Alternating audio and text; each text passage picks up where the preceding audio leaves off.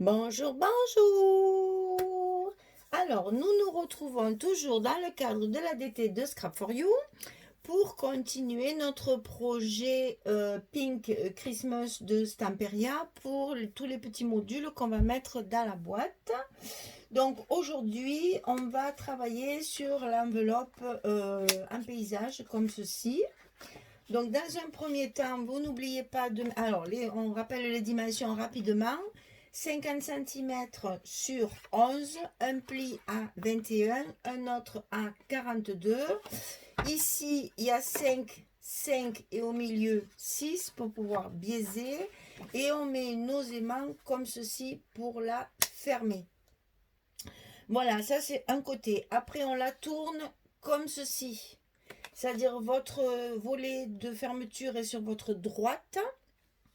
Et vous la retournez comme ça pour pouvoir coller les petits rabats qu'il y aura sur l'arrière de l'enveloppe. Alors, dans un premier temps, on en fait deux de 13 sur 16, on plie à 11, on biaise les petites languettes. Pour celles qui mettent la colle, celles qui mettent le scotch, vous biaisez après, je vous le rappelle, pour que ce soit plus facile. Donc, il y en a une collée en haut, une collée en bas. On va le faire. Et le troisième rabat, c'est 18 sur 13. On plie dans un premier temps à 10,8 et après à 11,3 pour avoir un petit gousset de 5 mm. Voilà, ça c'est fait. Allez, on va coller tous nos petits modules, nos petits rabats sur l'enveloppe. Donc, on met la colle ou le scotch pour celles qui travaillent avec le scotch. On en colle une sur le haut à gauche, comme ceci. Hein, voilà. On appuie toujours. Ensuite, on colle l'autre en bas, à droite.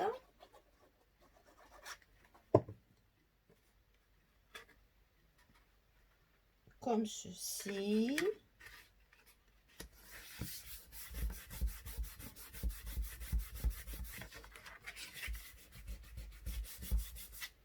Et ensuite, on colle le troisième à l'intérieur, hein, sur le, comment dire, en fait sur le côté ici, hein, comme ceci. On le colle comme ceci et on le centre bien entendu sur la partie de l'enveloppe qu'on voit, hein.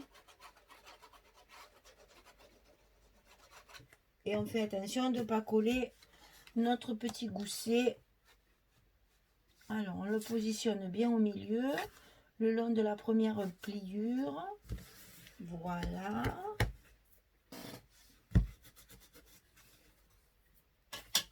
On appuie bien.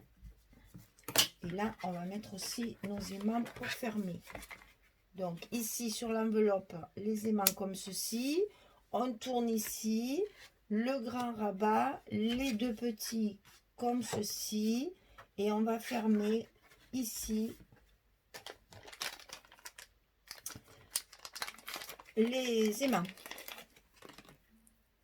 Donc on va d'abord positionner ceux qui sont là. Ah ben, ils se collent sur ceux de derrière, c'est pas très grave, comme ça ils sont déjà en place. Donc celui-ci, ici, on vérifie, c'est bon. Celui-ci, ici, on appuie pour bien les scotcher, pour qu'ils tiennent bien et qu'ils ne bougent plus. On leur met leur compère dessus. Hop. On prépare le morceau de scotch pour le mettre à l'envers sur l'autre.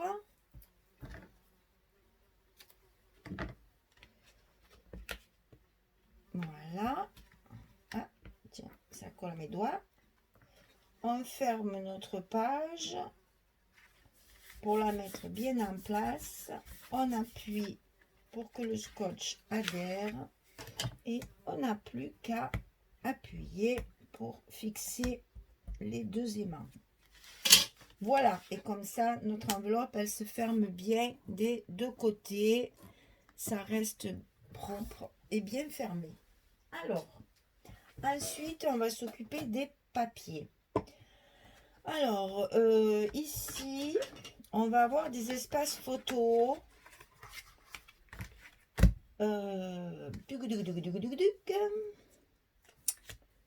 y a tellement de choses. Alors, ah oui, on va faire un côté, en fait, ça va faire un côté bleu et un côté rose.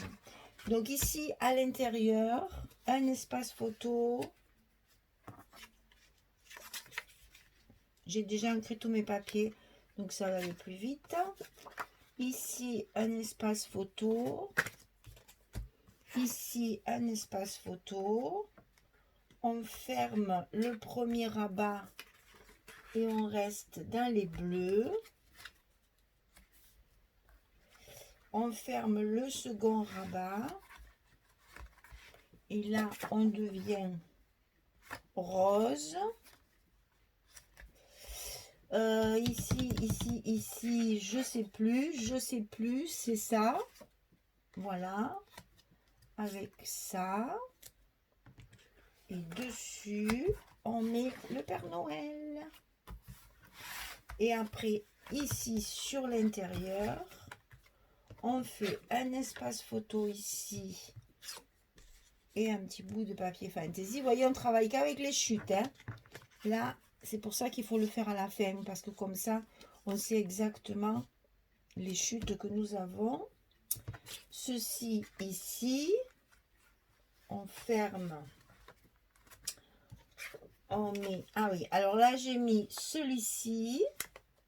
Et ici, j'ai découpé le reste d'une page aussi. C'est la même, hein, c'est la même page. J'ai découpé le long de la petite frise et je vais la coller comme une pochette. C'est-à-dire que je vais coller sur les trois côtés. Ici, sur les côtés et en bas. Comme ça, on pourra y glisser après des petites cartes de la collection. On en a pas mal à découper. On ferme et ici, c'est comme ça. Voilà. Alors, je colle tout ça. Tout est ancré. Je colle tout ça et puis je reviens vers vous pour vous montrer le résultat. À tout de suite. Voilà, j'ai terminé de recouvrir toute l'enveloppe. Donc, on va compter ensemble également combien il peut y avoir de photos. Alors, donc ici, bien sûr, la décoration va arriver après quand tout sera terminé. Hein. On recouvre d'abord tout pour utiliser au maximum les papiers. Et puis après, on décore. Donc ici, ça s'ouvre comme ça. Là, il y a la petite pochette pour enfiler quelques petites décorations. On ouvre comme ceci. Voilà. Ensuite, on la tourne comme ça. On ouvre comme ceci. On ouvre en bas. On ouvre en haut. Et on se retrouve avec tout ça. Donc, 1, 2, 3, 4, 5, 6, 7, 8. On peut mettre 8 photos dans ce petit module. Voilà, notre enveloppe est terminée. On laisse sécher. On va maintenant faire la carte. Vous savez, cette fameuse carte pour glisser la carte à l'intérieur. Donc, c'est 42 sur 14,2, pli à 16, 21, 26. Voilà. Et là, on va décorer également toute notre carte. Alors, dans un premier temps, je vais vous montrer comment le fermer, comment le coller pour que ça soit fermé. Et après, je monterai les papiers et je vous montrerai aussi ce qu'on peut rajouter comme intercalaire si on veut mettre une carte à l'intérieur. Alors, pour coller cette carte, on va baisser un petit peu l'objectif. Ah ben, c'est tellement serré que j'y arrive plus. Voilà. Donc, sur la partie qui est au milieu, celle qui sert à tenir la carte et où on va mettre notre ruban. C'est dans cette partie-là qu'il va falloir mettre la colle, ou le scotch. Mais attention, c'est pour pouvoir y glisser quelque chose. Donc, on va faire sur les bords, ici. Si vous mettez du scotch 6 mm. Le 3 serait pas suffisant. Mettez du 6 mm. Mais mettez pas du 9 parce que sinon, après, on ne pourra plus rien y glisser dedans. Il faut quand même qu'on puisse y glisser, si on veut, une photo de 11 par 16. Hein, voyez? Donc, il faut vraiment laisser un maximum de place au milieu. Et ensuite, vous repliez. Et l'affaire est dans le sac. Voilà. Donc, maintenant, quand vous allez ouvrir votre carte, elle va s'ouvrir uniquement comme ceci. Alors, on va la décorer. On va y mettre nos papiers. Quand les papiers seront posés, on fera les trous. Et je vous montrerai comment mettre le ruban. Alors, par sécurité, parce que bon, c'est un ruban qui ne va pas bouger quand même. Hein. C'est pas quelque chose qu'on va ouvrir et fermer. Mais par sécurité quand même, prévoyez 2 œillets parce que on va faire un nœud sur le milieu. Ça tire donc sur les ronds. Et pour pas que ça se déchire, le mieux c'est de mettre un petit œillet. Comme ça, au moins, ça protège le petit trou. Allez, je prépare tout ça et je reviens vers vous. À tout de suite. Voilà. Alors, sur la page de dessus, j'ai choisi le papier fantaisie avec le cerf, avec le patchwork. Là, c'est très doux, c'est très joli. Ici, j'ai mis les petites fleurs bleues. Et à l'intérieur, j'ai utilisé des chutes. Donc, j'ai interverti le papier, j'allais dire fleuri, en haut et en bas. Et là, des papiers faux unis pour faire le pendant. Voilà. Donc là, la place de 2 photos. 3e photo ici, sans problème. Et donc, à l'intérieur, on peut glisser. Alors, moi, j'ai préparé un tag avec le maté, avec le papier de structure, donc le papier chocolat. D'un côté, j'ai mis le tag avec le petit chat. Et de l'autre côté, le tag avec les roses où il y a marqué « For you ». Et donc ça, on peut le glisser comme ceci à l'intérieur pour faire la petite histoire, si on veut. Et après, si vous mettez une carte avec une photo, eh bien, ça rentre sans problème. Vous voyez, voilà. Et vous pouvez mettre 2 photos. Alors moi, j'ai même essayé, parce que je me suis dit, on n'est pas plus bête que les autres. Donc, j'ai même essayé. On peut très bien en glisser plusieurs sans aucun problème. Regardez un peu, j'en mets 3, donc recto verso, ça fait déjà 6. Et si je veux, je peux continuer, ça rentre encore. Regardez ça. Donc, si vraiment on veut garder, bon, pas les photos comme ça en vrac, mais vous savez, sur nos cartes, on les colle de chaque côté, comme on fait.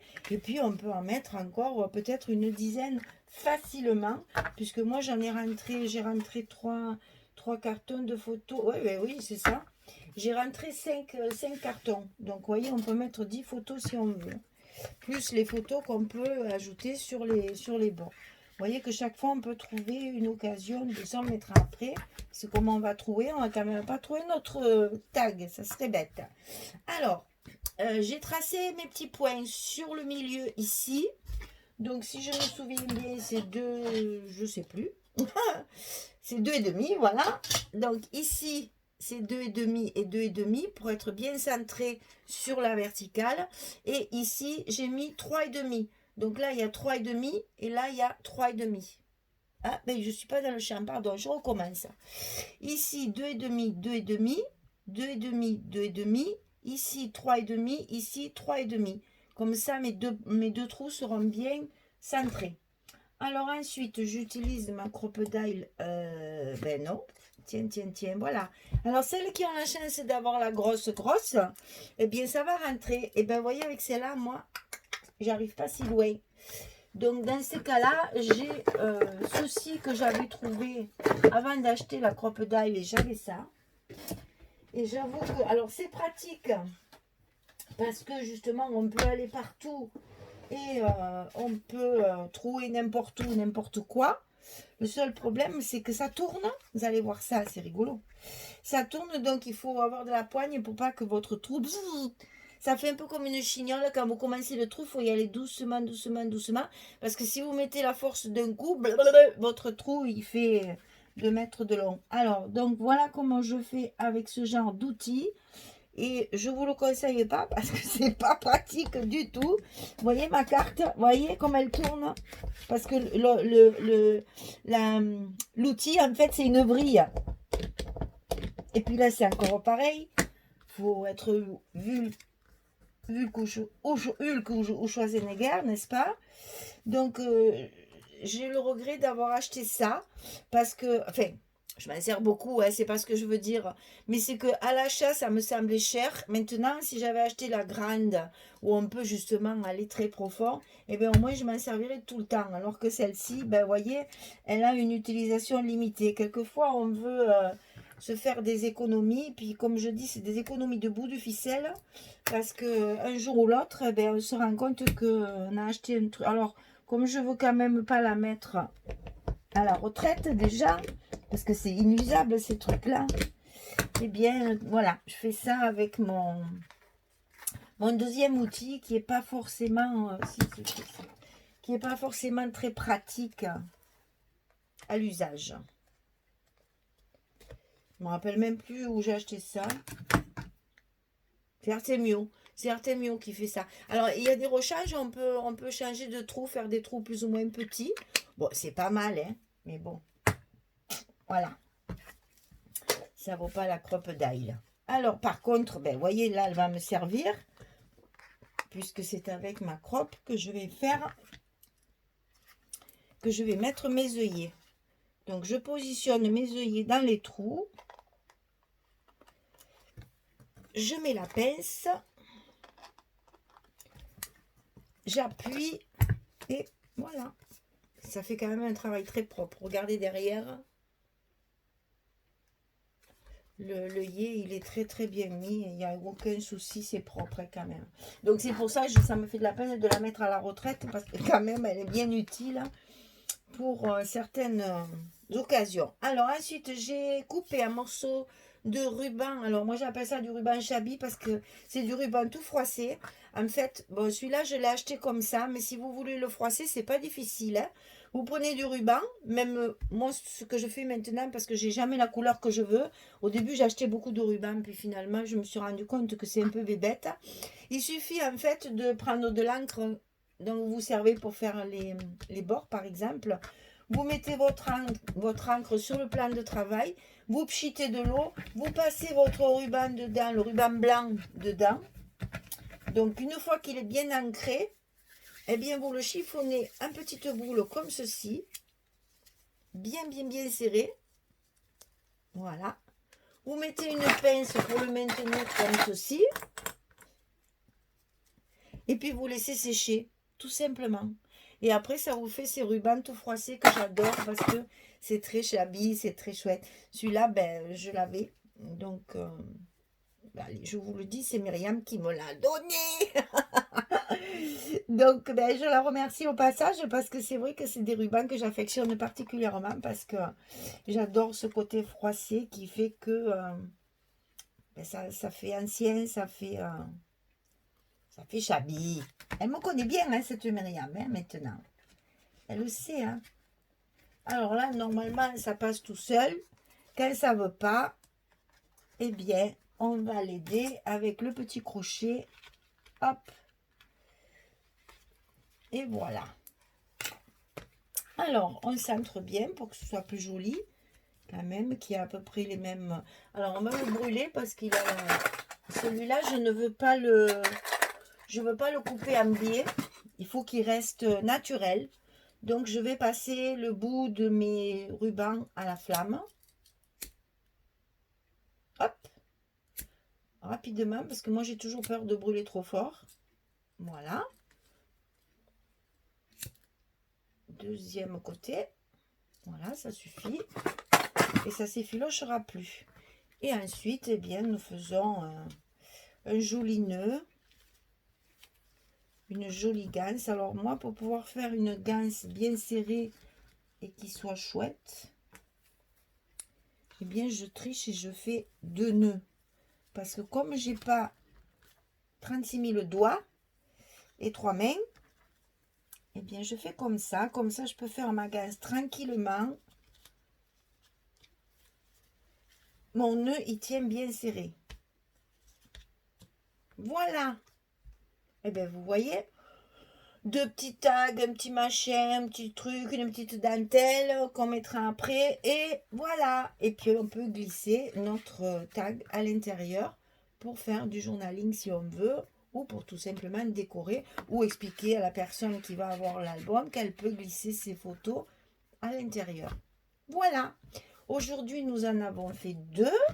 Il nous reste l'enveloppe à fenêtre. Alors, pour l'enveloppe à fenêtre, il va vous falloir du rhodoïde. Donc, le rhodoïde qui est en vente sur le site de Scrap4You, c'est celui-ci. Voilà, c'est de l'acétate. On dit rhodoïde, il y a marqué acétate. Parce que bon, ça, je ne sais pas si c'est français, anglais, j'en sais rien. Enfin bref, c'est de l'acétate. On dit rhodoïde, mais c'est de l'acétate. En fait, c'est des feuilles transparentes. Comme ceci. Toutes simples. Voilà. Assez résistante parce que quand même, ça ne se déchire pas. Hein, c'est quand même assez épais pour justement résister. Si on veut faire d'un shaker, par exemple. Ah ben tiens, on pourra en faire un de shaker pour mettre dans le couvercle. Ouh, tiens, ça me donne une idée. Allez, encore une idée. Donc voilà, ici dedans, vous avez 10 feuilles. Donc, inutile de vous dire qu'on en a pour la vie des rats, comme on dit. Hein, parce que bon, on n'en utilise pas tous les jours. Et puis quand on en utilise, on n'utilise jamais la feuille à 4. Hein. Donc là, il va y en avoir ici sur la partie évidée du bas de l'enveloppe et sur le couvercle, ici.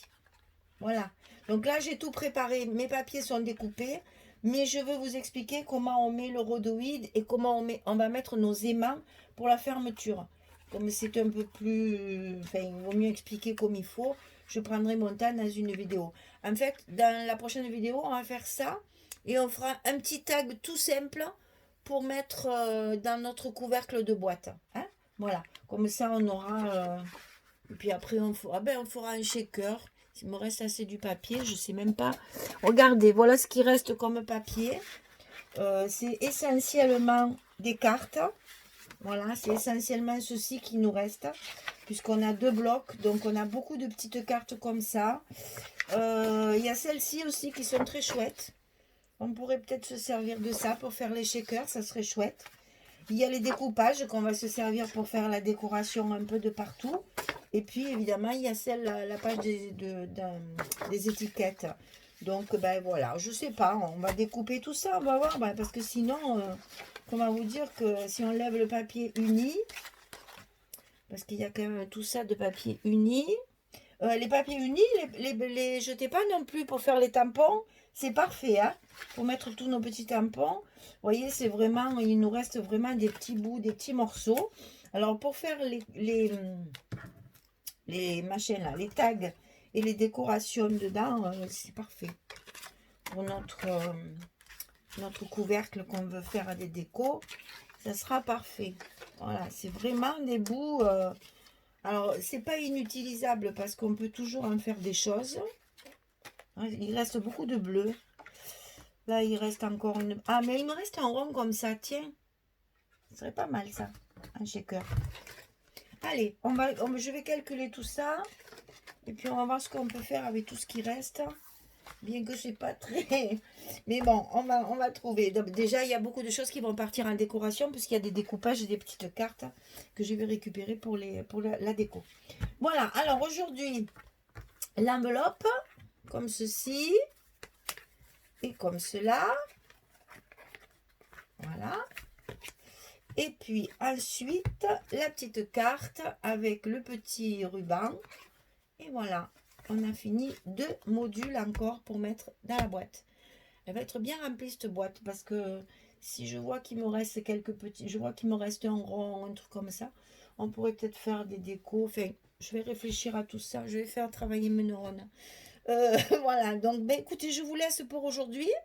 Je vais donc filmer celle-ci pour qu'on termine de tout ça. Et puis, on fera quelques tags, quelques petites décorations pour mettre dans le couvercle de la boîte. On décorera notre couvercle Là, on va pouvoir mettre un peu des fleurs, puisqu'on a quand même un papier avec beaucoup de fleurs.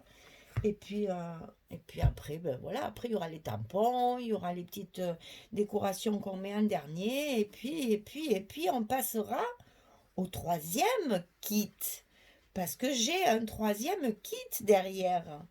Donc celui-là, très très Noël aussi. Je vais essayer de vous donner des indices pour voir si vous trouvez. Tiens, alors je vais vous dire. Les couleurs de Noël sont bien respectées. Il fait froid. C'est des paysages enneigés. Donc ça peut également servir pour des vacances au ski, par exemple. Qu'est-ce que je peux vous dire encore? On va avoir deux collections 30-30 et une collection A4. Déjà, rien qu'avec cet indice, vous pouvez deviner la marque, parce qu'il n'y a que qui font ça. Donc, ben voilà, je vous dis que ça, celles qui trouvent, allez, mettez-moi-le en commentaire pour voir si vous avez bien trouvé. Et je vous donnerai le résultat la prochaine fois. Pas la prochaine fois, c'est la prochaine fois on fait l'enveloppe. Mais je vous donnerai le résultat, savoir qui c'est qui a trouvé, qui c'est qui a donné la bonne réponse. Allez, à la dernière vidéo de présentation, je vous dirai ça, puisque la présentation finale qu'on fait toujours là pour vous montrer mes décorations, je vous dirai qui c'est qui a trouvé la bonne réponse. Allez, amusez-vous. Essayez de trouver et dites-moi quel est le prochain kit que je travaillerai après celui-là. Allez, je vous fais de gros bisous à toutes. Je vous remercie beaucoup pour tous vos commentaires et votre présence journalière, parce que c'est tous les jours que j'en ai. Et puis vraiment, ça m'encourage à continuer, hein. Je ne vais pas m'arrêter demain, je pense, hein. Allez, je vous souhaite une bonne fin de journée ou une bonne journée pour les autres. Et puis je vous dis à très bientôt. Au revoir.